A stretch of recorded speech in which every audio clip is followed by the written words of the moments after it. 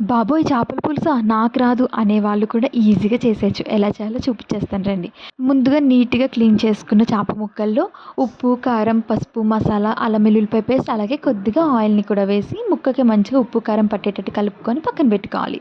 Stove on చేసి కళాయిలో oil వేసుకొని కొద్దిగా జీలకర్ర, పచ్చిమిరపకాయలు, కరివేపాకు అలాగే ముందుగా నూరించుకున్న ఉల్లిపాయ ముద్ద కూడా వేసుకొని పచ్చివాసన పోయాక అల్లం వెల్లుల్లిపాయ పేస్ట్ అలాగే టొమాటో ప్యూరీని కూడా వేసుకొని పచ్చివాసన పోయాక ఒక స్పూన్ ఉప్పు, పసుపు, కారం, ఫిష్ మసాలాని కూడా వేసుకొని నిమ్మకాయ సైజ్ అంత చింతపండుని ముందుగా నానబెట్టుకున్న నీళ్ళని కూడా అందులో యాడ్ చేసుకొని పులుపుకి తగ్గట్టు నీళ్ళని అందులో మిక్స్ చేసుకొని కొద్దిగా మరిగాక కొద్దిగా కొత్తిమీర అలాగే స్క్రీన్ మీద కనిపిస్తున్న మసాలాని గ్రైండ్ చేసి వేసుకొని 5 నిమిషాల పాటు మరగనివ్వాలి.